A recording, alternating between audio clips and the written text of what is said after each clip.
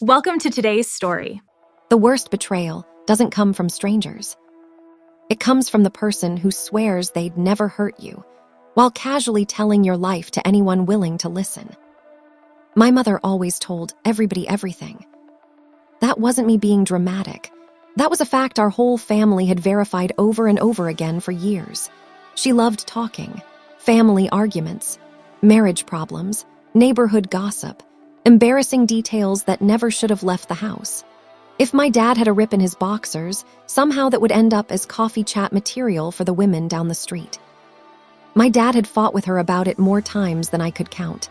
He always told her the same thing: chit-chat all you want, but stop airing out our private business to other people. Every single time she'd deny it.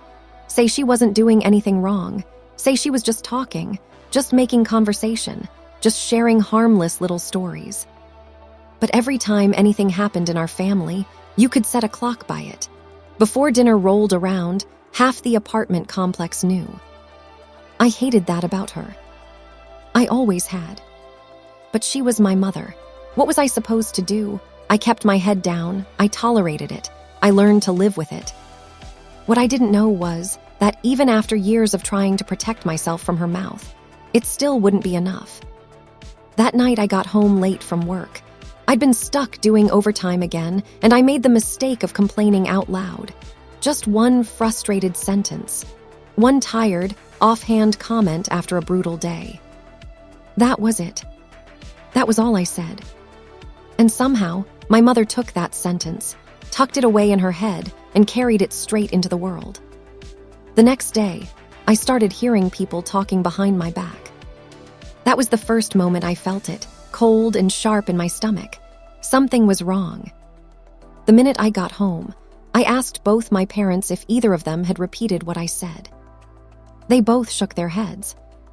"No," my dad said first. "Why would I go out and talk about something like that? That kind of thing can seem small until the wrong person gets hold of it and uses it against you." But right after he said it, I saw something flicker across his face. He turned and looked at my mother. "What about you?" he asked. "Did you say anything to anybody?" "No," my mother said immediately. "Of course not. Why would I go around telling people that? I didn't do that. You can't just accuse me of things." She denied it so fast it almost sounded rehearsed. And she was offended, deeply offended, that my father and I would even question her. But because of what she'd done before, I couldn't let it go. "Mom," I said, "this isn't funny.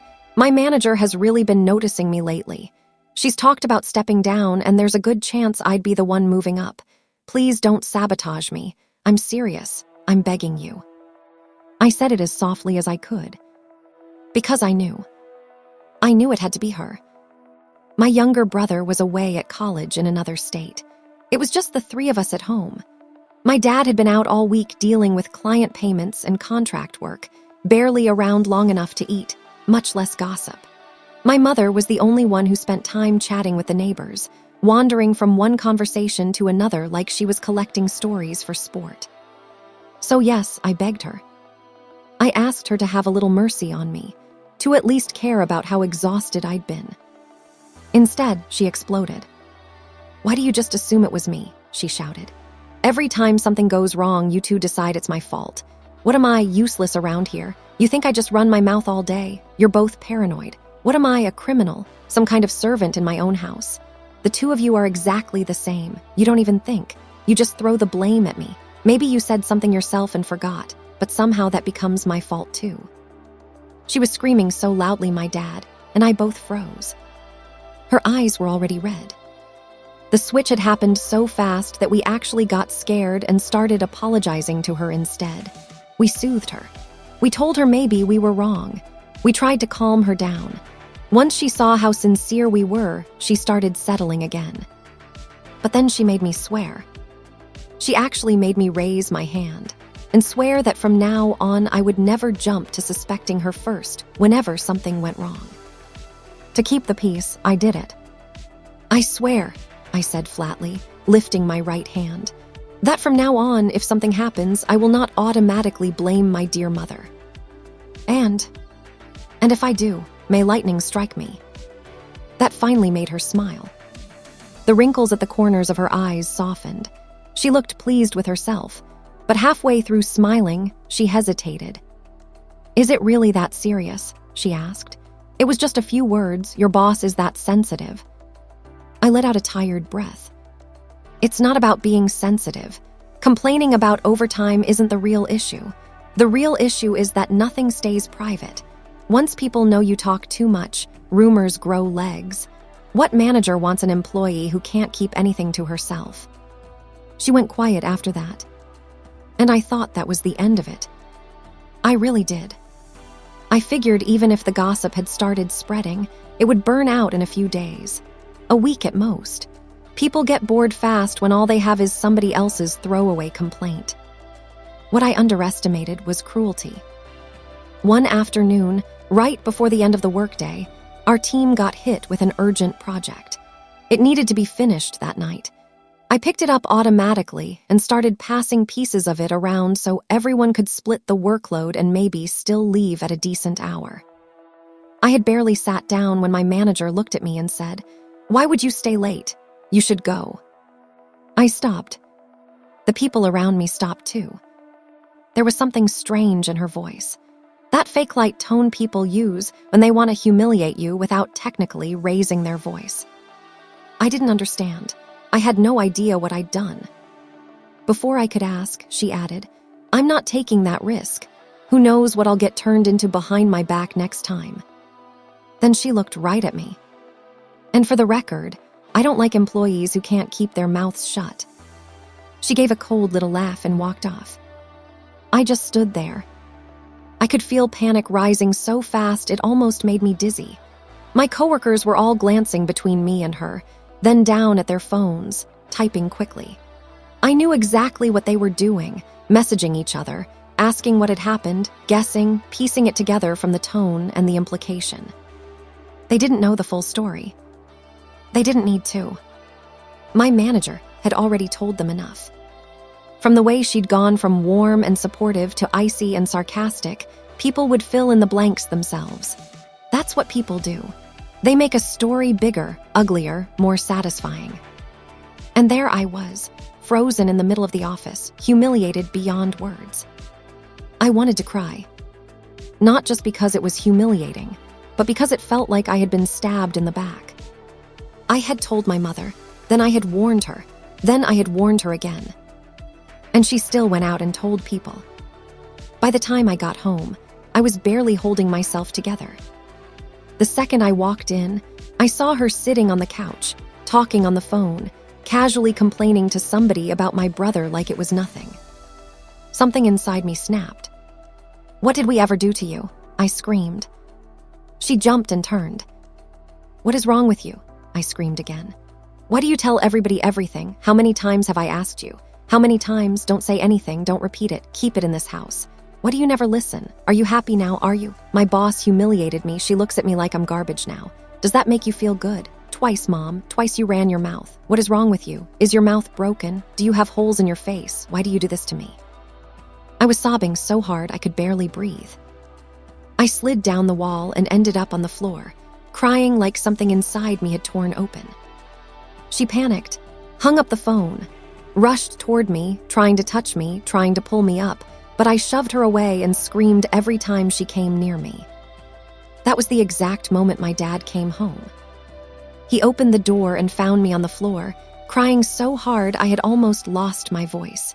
He looked at my mother's face, at the panic all over her, and knew instantly something was very wrong. "What happened?" he asked, hurrying over. "Why is she crying like this? Emily, sweetheart, what happened? Talk to me." My mother crouched nearby, still reaching for me. "It's okay, baby, come on, get up, let's talk." I kept fighting her off. Then my dad went still, and I watched the realization hit him. "Is this about that thing from before?" he asked slowly. "Did your manager find out?" I laughed. Or maybe it was crying. Maybe it was both. "My manager," I said, choking on the words. "Yeah, my manager found out. She said I was doing great. She said I'm the kind of person who can't keep her mouth shut. She said she doesn't trust people like me. She told me to go home because apparently she can't even ask me to work late without worrying I'll turn it into a story. Isn't that funny? She's right, Dad. We can't keep anything secret in this family. She was absolutely right. I was laughing so hard I couldn't breathe. My vision started going black around the edges. My dad grabbed my shoulders and pushed me down onto the couch before I collapsed. He shoved a box of tissues into my hands, then turned to my mother. "What happened?" he demanded. "How did the rest of it get out too? Linda, what is wrong with your mouth? Why do you tell people everything?" "It wasn't me," she said, but her voice was suddenly much quieter than before. She glanced at me and looked away. My dad stared at her like he couldn't believe she was still trying that. "If it wasn't you, then who?" he said. "There are 3 people in this house. It wasn't me. I'm gone all day, and most nights I'm not back until 9 or 10. You think I'm over at somebody else's apartment sharing family drama? Tyler's away at school. So who do you think that leaves?" She still tried to deny it. Even then. And that was the moment my dad really got angry. He kicked a chair so hard it skidded across the floor. "Fine," he snapped. "Not you. Must have been a ghost. I'll go ask the neighbors right now. I'll ask every busybody in this complex exactly who they heard it from." He turned for the door. That's when she panicked and grabbed his sleeve. "Okay," she cried. "Okay, it was me, I said it." "Mom," I screamed. Why would you do that? Have I been horrible to you? Have I done something to deserve this? Why do you keep doing this to me?" I was crying so hard my chest hurt. And all at once, every other memory came flooding back. This wasn't new. This had been my whole life. When I was in high school and got close to a classmate, she told people I had a crush on him before I'd even figured out what I felt. When I got an internship on my first try, she bragged so much about it that people started saying I must have had connections and it was rigged. Every private embarrassment, every vulnerable moment, every good thing that could be twisted, somehow she found a way to hand it over to the world. I had spent years trying to manage her, to warn her, to set boundaries, to say if it's something important, please for once keep it to yourself. And still, even something as small as one bitter sentence after work had become public entertainment. I collapsed back onto the couch and cried until I couldn't make sound anymore. My parents rushed over. My mother lowered her head and started apologizing in a small voice. "I really didn't think this would happen," she said. "I only mentioned it a little. I didn't know it would spread that far. I only said it around the complex and it wasn't even anything bad. It was just a little complaint. Your boss is the one being too sensitive." She actually sounded offended on behalf of herself. And the more she talked, the more convinced she became that she was right. When neither my dad nor I responded, she started muttering louder. "Seriously, it was nothing. So people can't talk now. What is your boss, some kind of feudal lord? I didn't say her name. I didn't accuse her of anything. If she got that mad, maybe it's because it hit a nerve. Maybe she's the one with the problem." That was when I gave up. I looked at her and felt something inside me go cold. Then I got up, walked to my room, and shut the door. Through the wall, I could hear my father losing it in the living room. Something crashed. He was shouting. "Right, everybody else is the problem and you're innocent. That's your answer for everything. If Emily loses her job because of this, what then? You think I only told a few people in the complex means anything? Do you know how many of those people work at the same company she does? Are you oblivious, or do you just not care if your own daughter gets hurt? Even after all this, you're still arguing." My mother was crying now too. "I didn't mean to," she shot back. "How was I supposed to know it would turn into this? If I'd known, I never would have said anything." "So now you know," my dad yelled. "The first time should have been enough. Emily told you exactly what could happen, and then you did it again. What is this, some kind of addiction? Do you physically itch if you don't repeat everything you hear? Do you know what people say about this family? They call us see-through. They say there's no privacy in this house." By the end, even his anger sounded exhausted. My mother kept crying and apologizing. But I knew better. Because she had done this my whole life.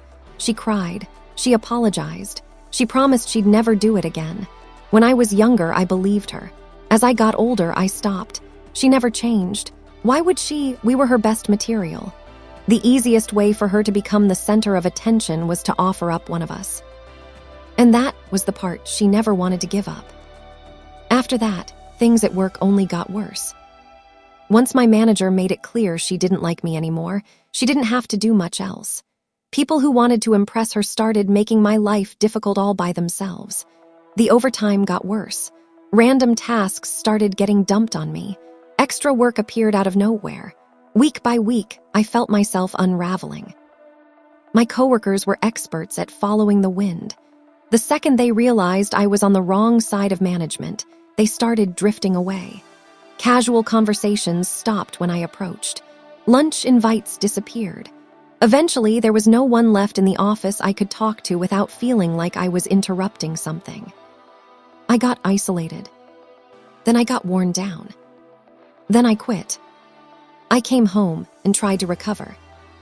By then, my mother seemed to understand that this time she had gone too far. Her voice got quieter around the house. She started making soup and cooking extra meals and telling me it was to help me get my strength back. She was always hovering now, always trying some new way to win me over. But I was too tired to care. Her guilt did nothing for me. I felt numb, angry, hollow. That was all. She didn't understand that.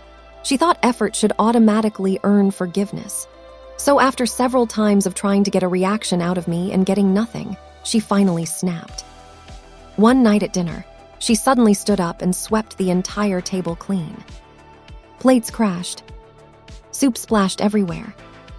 Food hit the floor, the chairs, even the wall. I stayed exactly where I was. A little broth had splattered onto my face. I calmly pulled out a napkin and wiped it off. That made her even crazier. By the time I stood up to go back to my room, she was screaming at my back. "How long are you going to keep acting like this?" I apologized. I said I was sorry. "What more do you want from me? Do you want me on my knees? Is that what it takes before you'll forgive me? Do you know how hard it was raising you?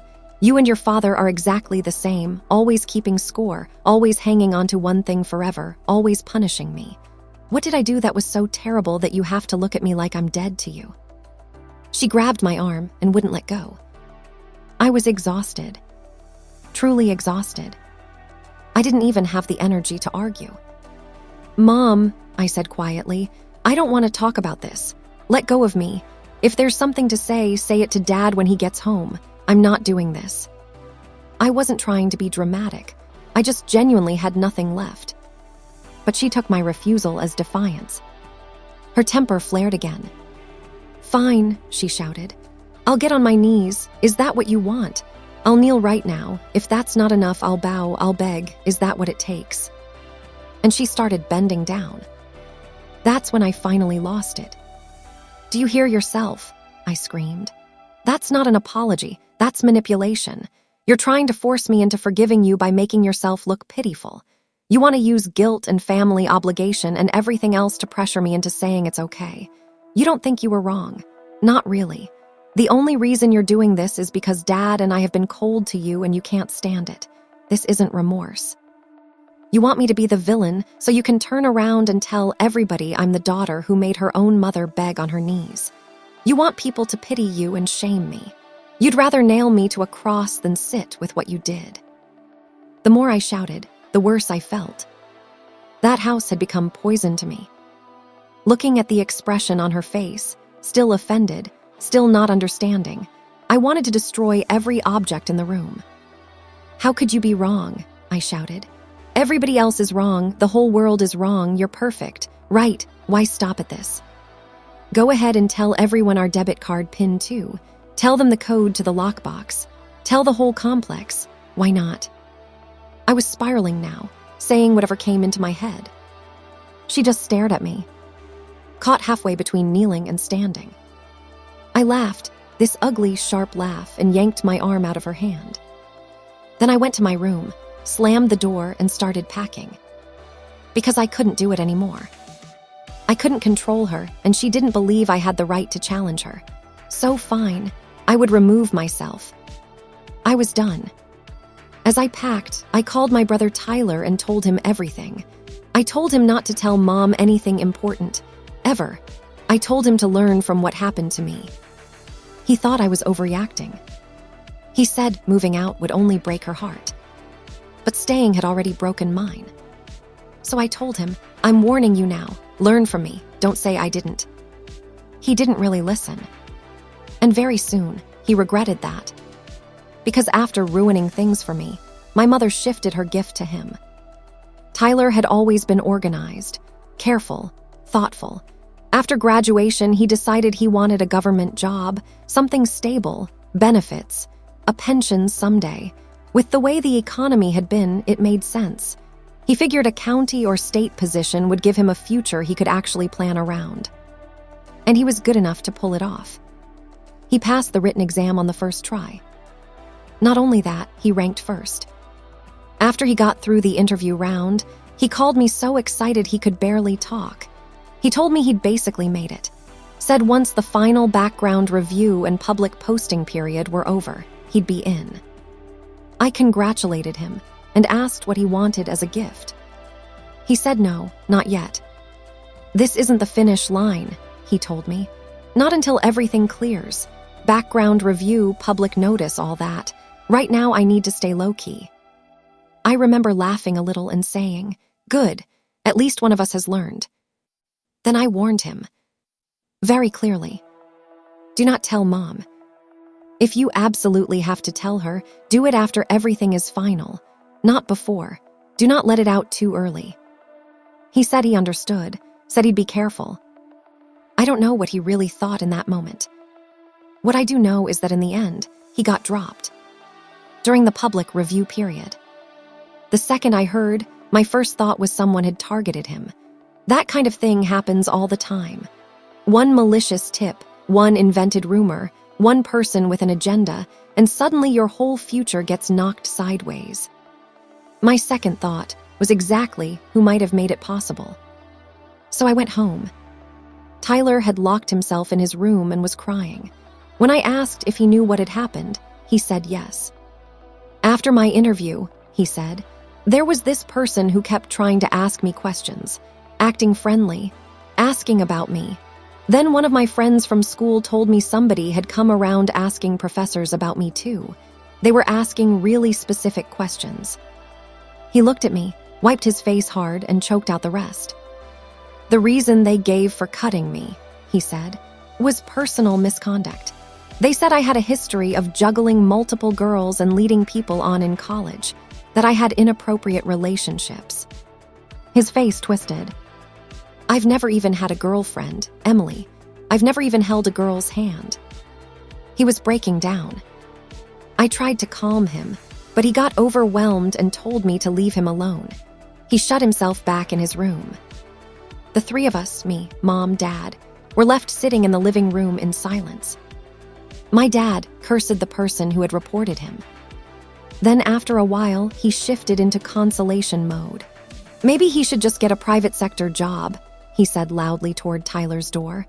There are other careers. It's not like government jobs pay that much anyway. It's mostly stability.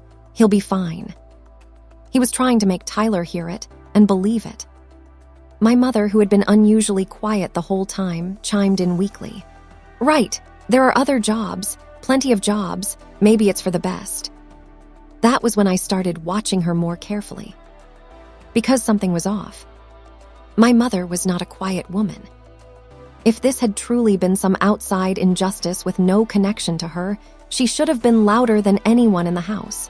She should have been outraged, furious, ready to go pound on doors. Instead, her voice kept getting smaller. The more she spoke, the less conviction there was behind it. I stared at her.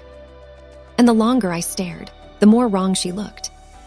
She noticed me and immediately got defensive, shot me a hard glare, folded her arms, and walked toward the kitchen.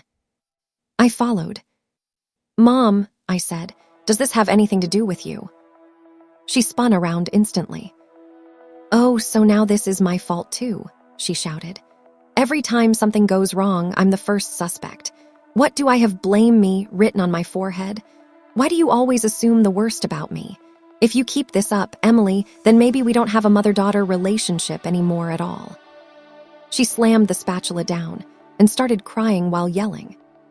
Said I had no conscience. Said I was cruel. Said she would never intentionally hurt her children. And for one stupid second, I almost felt bad. I almost thought maybe I was being unfair. Then Tyler's bedroom door flew open. He stormed into the kitchen, phone in hand, eyes red. "You want to say that again?" he shouted. "You really want to swear you never said anything?" My mother froze. Tyler held up the screen. "I just asked my friend again," he said. "The person who was digging around about me knew exactly what to ask. They asked about girls by name, specific girls. How would they know that if nobody told them? Mom, did you tell somebody about my life or not?" I had no proof when I confronted her. He did. And the second there was evidence, her bravado collapsed. She stood there in the kitchen, gripping that spatula like she didn't know what to do with her hands. "Well, how was I supposed to know?" she said weakly. "There was someone by the exercise area outside. She said she went to middle school with you. She asked how you were doing in college. She seemed nice. She even bought me a bottle of water, so I just chatted a little. I told her some things about how you were doing. How was I supposed to know she had bad intentions? How is that my fault?" As she talked, she actually started sounding sorry for herself. Tyler looked at his phone and started crying harder. "Just chatted," he said. "The messages are right here, one after another. Did you add her on Facebook too? Did you send photos?" Silence. And that silence was enough. My whole body went cold. My brother lost it. A few weeks ago, he had been glowing with pride. Now he was standing in our kitchen crying like somebody had ripped the future out of his hands. He leaned his forehead against the glass door and sobbed. There is something uniquely devastating about being betrayed by your own family. It does not matter how old you are. It guts you. My father looked at my mother and asked one question. "Why?" His voice started low, then rose like thunder. "Why do you have to talk so much? Why can't you keep anything to yourself? Why did you add her? Why did you send pictures? What exactly did you tell her? Were you bragging again? Showing off? Showing everybody what your son's life looks like it's your personal trophy case?" He got more and more furious with every sentence. "Emily has told you 1,000 times, keep it quiet, keep your mouth shut, stop giving people information. What is wrong with you?" Then he finally snapped. He grabbed the spatula from her hand and slammed it to the floor, kicked over the trash can so hard it hit the cabinet. I crouched down and pressed a hand to my forehead. I couldn't even think straight anymore. Tyler kept staring at the messages while tears fell onto the screen. I tried to comfort him, told him private sector jobs were fine, told him government offices were stressful anyway, told him he could still build a good life. He knew all that. That wasn't the point. "I'm just not okay with this," he said, crying into his hands. "If I failed the test, fine. If I bombed the interview, fine. I would have accepted that, but I passed everything. I did it all right. What did I do wrong? Why would anybody do this to me?" Then he looked at Mom. "Why would you do this to me?" She stood there pale and trembling. "I didn't know," she kept saying. "I really didn't know. I just said girls liked you, that a lot of girls had a crush on you. I showed her some birthday pictures from school. I didn't know she'd use it against you. If I had known, I never would have said anything. You can't blame me for not knowing." That was always her script.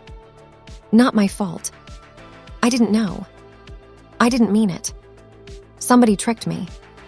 She used those lines so many times we had all gone numb to them. But then, as always, the crying turned into defensiveness. "Oh, so it's all my fault now," she yelled. "I'm stupid, I'm awful, I should die, is that it? Somebody wanted to trap me and they tricked me, so that makes me the villain.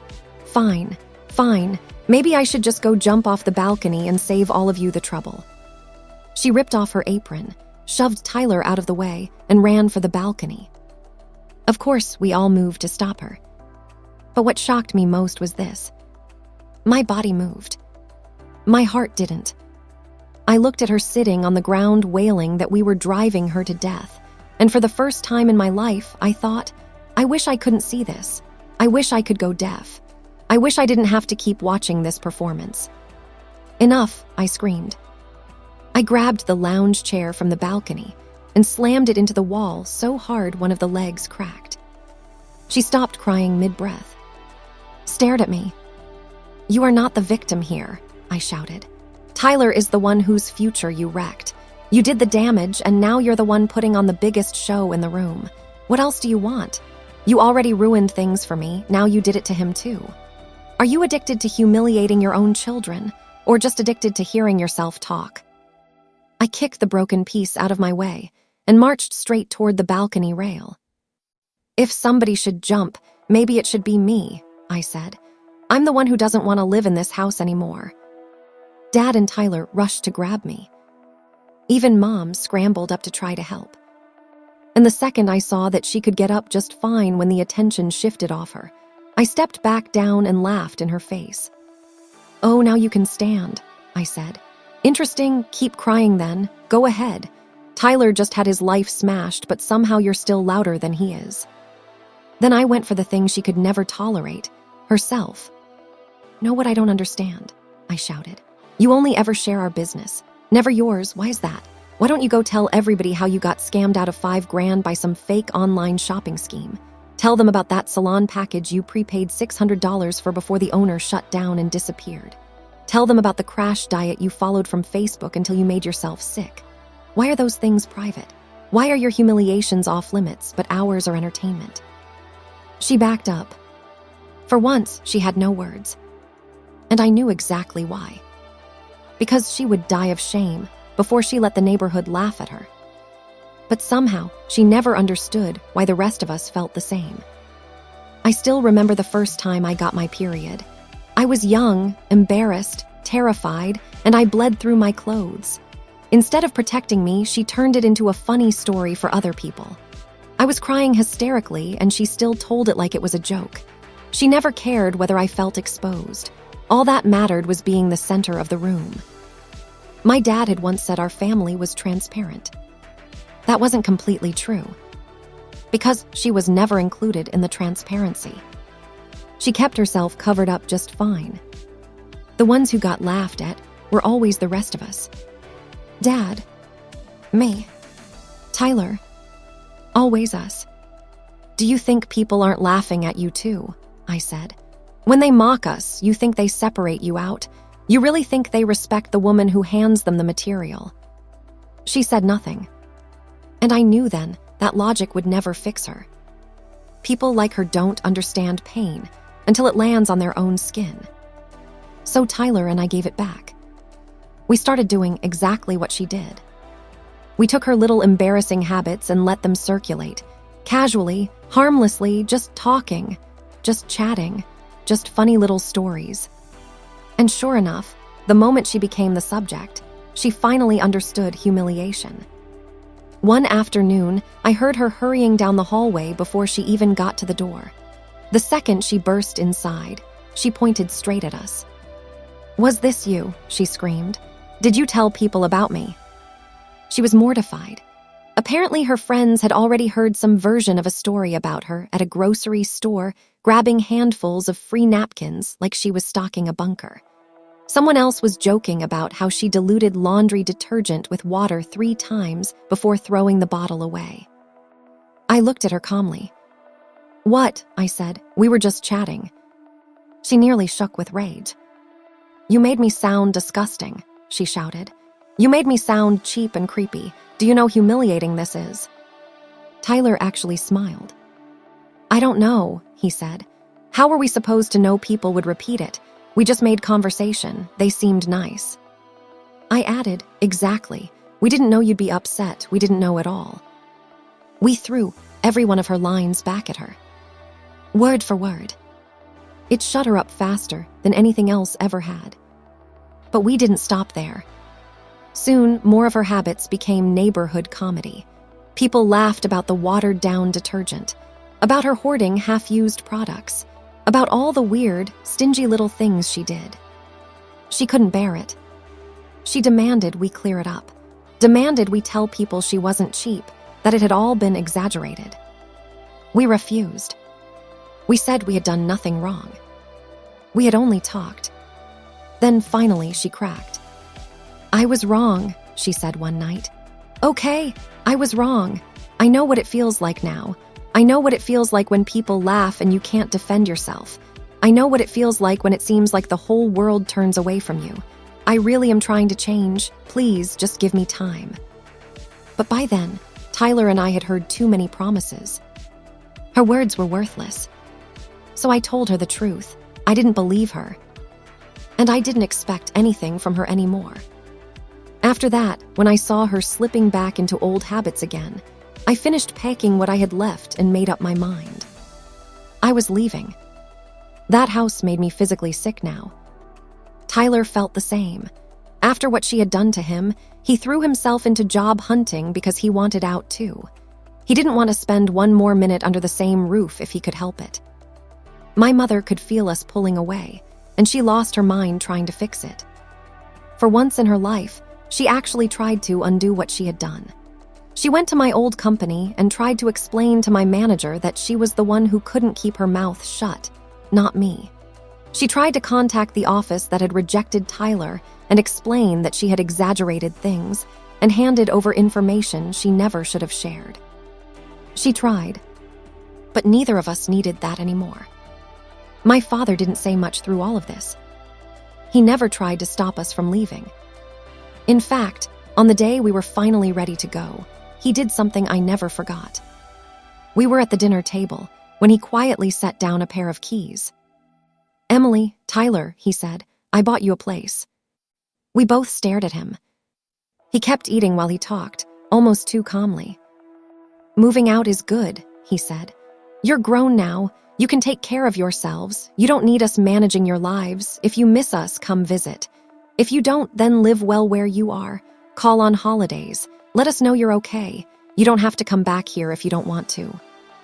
Then he added, without looking at Mom, "I won't let her go bother you. You live your lives." My mother dropped her fork. It hit the table with a clatter. "Ron, you can't do this," she said, already panicking.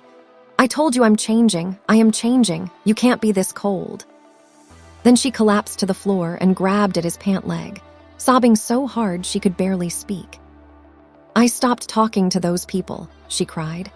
"I deleted the group chats. I cleaned out my Facebook. I blocked people. I don't tell the neighbors anything anymore. You have to believe me. You can't do this to me." When my father didn't move, she turned and grabbed at Tyler and me too. Neither of us said anything. We just bent down, took her by the arms, helped her back into a chair, and went to our rooms to finish. There were 3 keys total. 1 for me. 1 for Tyler. 1 spare that went into the suitcase. Dad kept none for himself. He wasn't coming.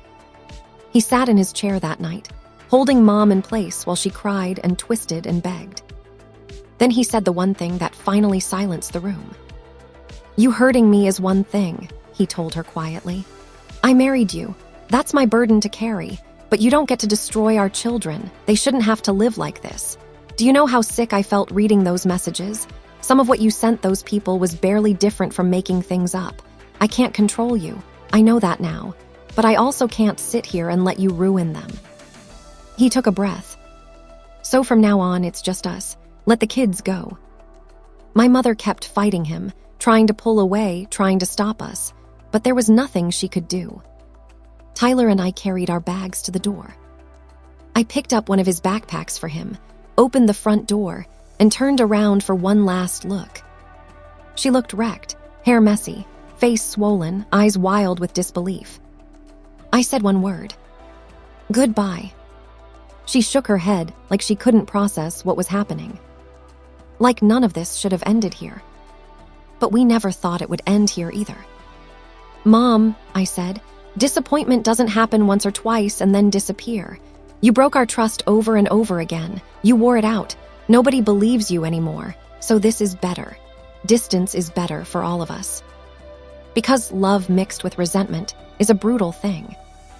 And until she learned what respect really meant, if she ever learned at all, Neither Tyler nor I were coming back. That's the truth nobody likes to say out loud.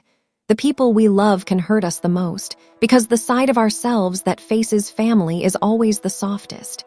We can survive the outside world in armor. We can fight strangers. We can take hits from coworkers, gossip, judgment, envy. But when the knife comes from home, it goes deeper. We left because we loved her.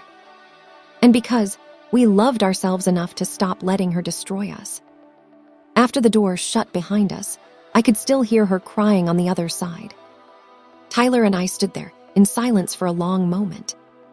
Later, she sent me a long message on Facebook Messenger. Paragraph after paragraph of apology. Real effort this time. Careful words. No excuses in the ending.